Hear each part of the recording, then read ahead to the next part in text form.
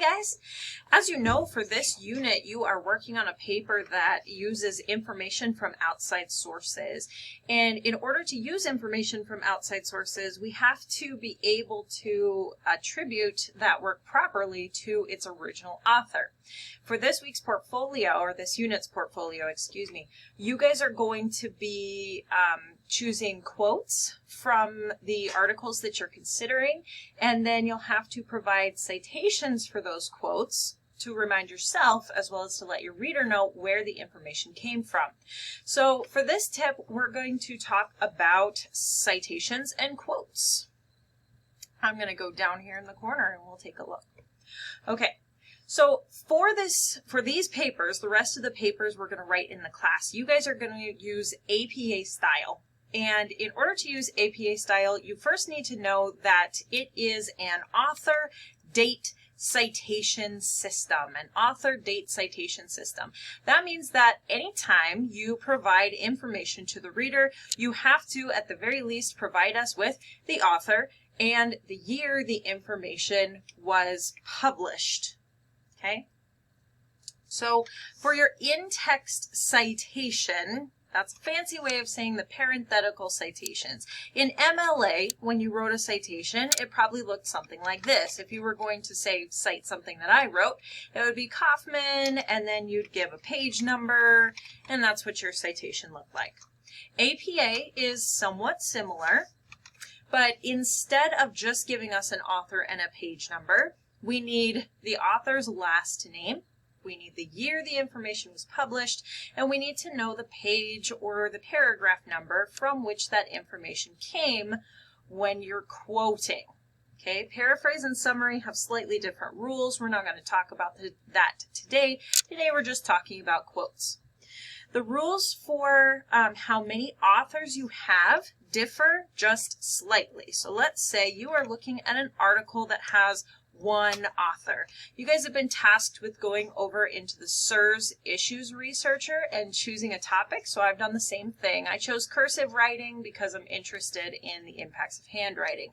So these are my viewpoints, these are my articles, and I've opened them all up. Okay, so I've got them up here so that I can find them. So let's look at this one. The author here is Tracy Tully. So I'm going to go in here, and my author is Tracy Tully. So this is what a citation for a single author is going to look like. Okay, so we have the author, we have the year that this was published. You'll find that right here. And then in this case, I was looking at information in paragraph 10. So I'm going to come over here. I'm going to count the paragraphs. 1, 2, 3, 4, 5, 6, 7, 8, 9, 10. And here's the information. Okay? All right. You have the option to do two types of citations. One is called a parenthetical citation. It's a fancy way of saying you're going to use parentheses. Or you can do what's called a narrative citation. A narrative citation begins with the author's name. The year follows in parentheses. You have a nice active verb right here. You provide the quote in quotation marks, and then you give the paragraph or the page number from which that information came. In this case, we have this funky citation right here. In SIRS, let me go back over here for just a minute. The articles that you're looking at, a lot of these are newspaper articles. So there's somebody talking to people and then placing what those people said in this article. So if we're looking at this paragraph right here, Alexandra Petrie wrote this sentence right here, and I want to use this sentence in whatever I'm writing. Okay, so Tully is not the author of these words right here, but she has included them, these ones, but she has included them in her paper. So in order to represent that, we know when Petrie wrote it. So we actually use Petrie's name right here. This is an example of a narrative citation, okay? So we have the author, we have the year, we have a nice active verb. She commented, or she said, or she explained, or whatever you want to use here. We have quotation marks. We present the information word for word from the original source. When you are quoting, you may not change anything with a few exceptions, which we'll cover a little bit, okay? Now, because you are looking at an article written by Tully, not by Petrie, you're going to use these words as cited in Tully 2019 paragraph 10. Why? Because in order for your reader to find this quote in the same place you found it, you have to tell the reader where you found it. So we're going to steer them to that article. They can scroll down to paragraph 10 and they will see in that article that Petrie wrote those words. Okay? All right. So citation by one author is going to look like that. Here's another example. This quote is from Tully. Okay, so this is an example of a parenthetical citation. This is the quote. There's nothing at the beginning necessarily. And then back here at the end, we have our parenthetical citation, and this quote ends. Now, it's not good practice just to have a quote in a sentence. So you can say something like,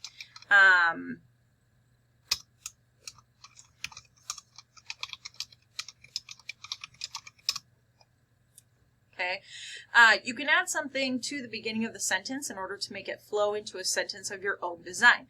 If you do this, though, you're going to make this letter lowercase. You're probably used to MLA, and if you make a change like that in MLA, you have to place square brackets around it.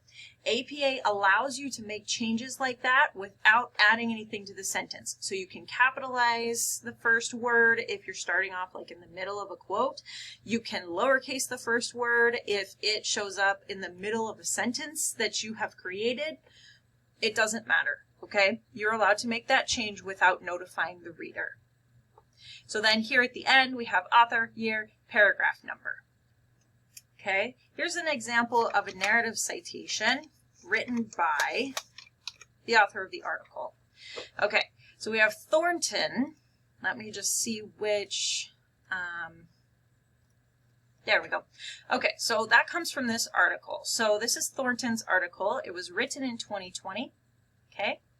And Thornton, way down in paragraph 19, way down here, says that children need to learn how to communicate. Okay, so we've represented that quote here, and so we start off with Thornton, we have the year, we say a little something, and then we bring the quote into the sentence, and we present the paragraph number so that the reader can find it easily. So those are quotes with a single author. Let's look at quotes with two authors. If you're looking at an article with two authors, such as this one right here, okay, so this is Barg and O'Callaghan. They were looking at this together. Or let's see, Bernie and Graham, this one right here, okay. These are our authors. If you have a parenthetical citation, you're going to include both authors every time. So you're going to have Bernie and Graham with this ampersand, which you'll find above the 7 on your keyboard. The year, 2020. And then you have your page or paragraph number. In this case, what I was looking at came from two paragraphs. So we're going to use paras here, and we're going to give the paragraph range. Okay, if you use a narrative citation, the narrative citation is going to be similar, but you're going to give first last name, you're going to spell out and, then you're going to give the next last name, the year in parentheses, nice active verb, give us the quotes, and then you're going to give us our paragraph numbers. Here's what the quote actually looks like. Okay, so here's where the quote begins. Again, they're quoting somebody else. Okay, this is where that quote starts. So notice, our quote begins with double quotation marks. They have this single quote, or we have this single quote right here. If we go and look at this article, 1, 2, 3, 4, 5, 6, 7, 8, 9, 10, 11, 12, 13, 14, right here. Okay, so we have Berninger, right? She's talking about this stuff here, and then she says this. So if you look at their article, they have double quotes here. But remember that anything we bring into our paper, we have to place dual quotes around. So we have double quotes starting. If we stick double quotes in the middle, it's going to look like our quote ends right here in this really strange place, and then we have to place, we'll have this quote right here, and the reader's going to be a little bit confused because it looks like this quote never ends. Okay, so anytime you have a quote inside of a quote, you are going to use single quotation marks around the quote you borrowed and double quotation marks around all the information you borrowed. Okay. These dots are here because, let's see, we go to compose thoughts quickly. I left out this information here, skills that can help them meet contemporary standards, because it wasn't necessary to my point. It's not necessary to the information being presented in the article. I just wanted to get the important stuff here. Research shows cursive instruction helps students with spelling and makes it easier for them to compose thoughts quickly. And here we need to teach students to be hybrid writers, etc. Okay? As long as this information is not necessary for the reader to understand the sentence, and you're not leaving out something that disagrees with you, right? So she's not saying we need to teach students not to be hybrid writers, and we don't like the not, so we're just going to leave it out. Right? You can't use it that way. But if this information is not essential to the sentence and it's not essential to your point, you can leave it out. If you do that, you need to place a space, 3 dots for an ellipsis, and another space, and then continue with what you're talking about. Okay? Again, remember, these guys right here, Bernie and Graham, were quoting Berninger. So we need to have as cited in Bernie and Graham. This is where you found the information. This is what goes in your citation. Okay? Let's look at another example. In APA style, similar to MLA, but a little bit different, if you have a quote of more than 40 words, so 40 words or more, if you have 39 words, you just place it in the sentence. If you have 40 words or more, you have to do what's called a block quote, okay? In APA, that means you need to set the information a ½ inch from the left-hand margin, okay? Notice that there's no quotation marks around this because this gap right here lets us know that this is somebody else's information, okay? Just like quotes are a visual cue that somebody else is saying it, this is a visual cue that this is a great big quote, okay? For this one, I've chosen a narrative citation, but you can do it either way. So I have author, year, and then I have the paragraph number back here. I have erroneously placed a period there, excuse me. Don't do that, okay? The period goes here. Think of a block quote as exactly backwards from an in-text citation, okay? In-text citations, you place quotation marks around them, right? You have quotation marks here, quotation marks here. The period comes after your citation, and it's inset with the rest of the sentence. A block quote is separate from the rest of the sentence. The period falls here, and there's no quotation marks. And all these things indicate to the reader that they're dealing with a giant quote. In order to determine how long your quotes are, you can highlight them, go to Tools, Word Count, and it will tell you how many words your quote is. Do not use more than 1 block quotation, maybe 2, in your paper.